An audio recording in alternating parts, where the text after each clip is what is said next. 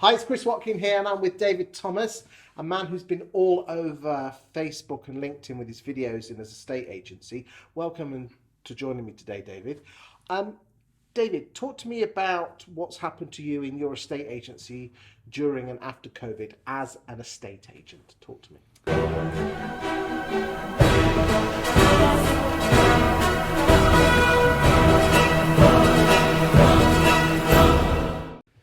Well, in some ways it was a really interesting time because we, obviously as soon as we were locked down, there was a kind of thinking of what do we do now? You can't actually go out and do the property bit, but everything that we've been doing on social media and video, we were able to sort of pivot and think, right, what does the consumer really need right now? And a lot of it was advice. So I took really to doing sort of Facebook Lives, just updating them on the scenario of what's happening, what could and couldn't happen, because obviously landlords were getting a bit concerned with vacant properties and things like that. So yeah, we just took it. So you sales and lettings then in Nottingham? Yes. Yeah. And the name of your firm's Liberty Gate, isn't it? Okay. So do you prime yourself more middle market, lower market, upper market, or everything? Middle to top end, we kind of. Okay. And how long have you been in business? As Liberty Gate, we're coming up to 6 years now. Okay. So why did you want to set up an estate agency in the first place? It's just a passion for property and people. Okay. Started in the army, so I was actually serving in the army, started investing in property, and that kind of got me the bug. My career in the military was construction based, so I always had the whole property. Okay, but my wife's a cook. It doesn't make her a good restaurant owner. Why estate agency? It's the passion for people, property and people. If you've Okay. got that I think that's the inherent thing for anybody that's in a estate agency, is you share those two passions. What was the scariest thing about starting your own estate agency? I think the business side, really, because property and how that works and the processes, I think most people that are in property, whether it's from property investment or another angle, you kind of get how the property market works, but it's the business bit of running an agency. I mean, how many people do you employ at the moment? So we're 6 now in Liberty Gate. Okay. And I had a previous lettings agency before that. So when COVID hit, were you worried about paying people's wages and things like that? Definitely, because that's the one you instinctively go into sort of business management mode of thinking, right, how do we actually survive this? But secondary to that, your concern is for the consumer. So you're torn really, because you're looking after your team and making sure you can actually. I mean, you're survive. responsible for putting food on their table and keeping a roof over their head. How did it make you feel when you were staring the abyss at the end of March?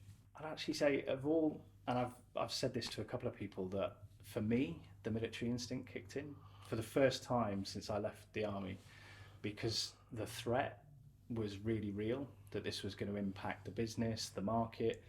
Nobody knew what was going to happen next, and I really felt like everything that I dealt with in the military really came into, right, what do we need to do immediately? How do we survive? How do we get lean?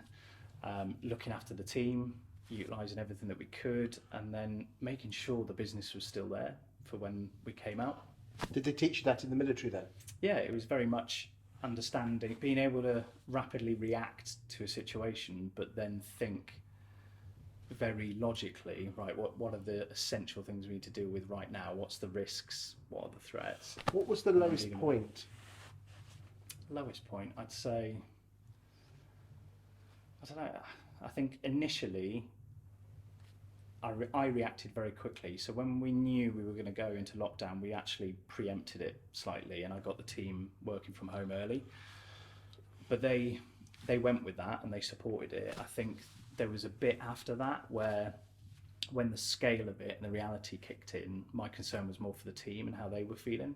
So you could definitely sense that all this thing of operating through Zoom every day and, them being at home, for me, that was fine and I could deal with that. For them, it was completely out of their comfort zone, and you could definitely tell it was a strain on their sort of mental health, the fact that they were in what was their home environment but having to switch into work mode, and I think that was a tough thing. How did you help them through that?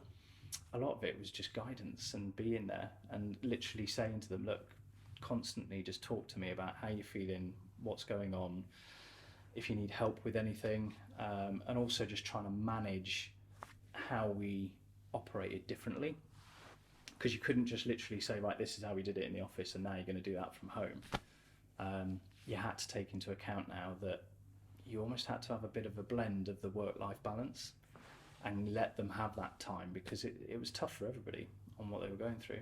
Do you think you'd have done anything differently in hindsight?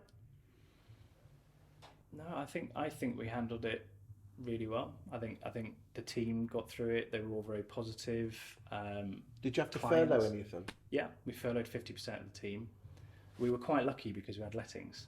So the property management book, that still needed to be maintained, still needed to be run. So we needed 50% of the team just to do that. And then the majority of the time was just spent connecting with clients and constantly keeping them updated. And Do you think you used that time? I mean, have you brought the sales team back from furlough yet? everybody's back, yeah. Do you think in hindsight you could have used that time to be more proactive? You know, we might go down, we might have to have a second lockdown. Yeah. Is there anything you might have done differently? I think by going all in on the social media and the video was a way of dealing with the crisis and communicating, but at the same time hitting that proactive bit. Because what we really found was that we were able to reach so many more people. They were all sat at home. I mean, on what social messages media. were you checking out? What, you're a brilliant estate agent, I'm No, brilliant. all sort of real-time updates on the legislation changes, how it was affecting the property market, what you could and couldn't do, particularly for landlords who had vacant properties. They were like, you know, we want you to be doing viewings. Well, we couldn't do viewings to a degree, but this is what we could do. And it was just kind of communicating all of that, and at the same time saying to people like tenants and buyers, this is what you can be doing in the meantime. You can be preparing, you can be searching. What advice would you give to estate agents? Because there's an awful lot of estate agents that just put their head in the sand like an ostrich. What advice would you give to those if we have to go for a second time into lockdown? I think you've got to use it in a proactive way. You know, we now know what's involved in doing it, so remote working and the systems and the processes and everything you need.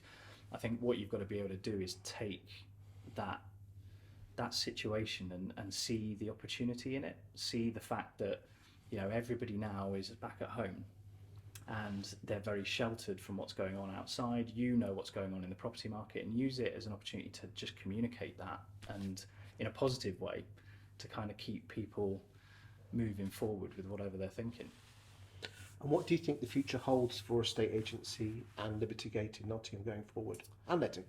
I think it's an exciting time what we're going through now. I mean, it's crazy busy, as everybody's experiencing, but there's a real threat of what's coming next. You know, we are looking at potentially the biggest recession we've ever seen. I mean, my biggest fear is estate agents are running around like headless chickens, bringing in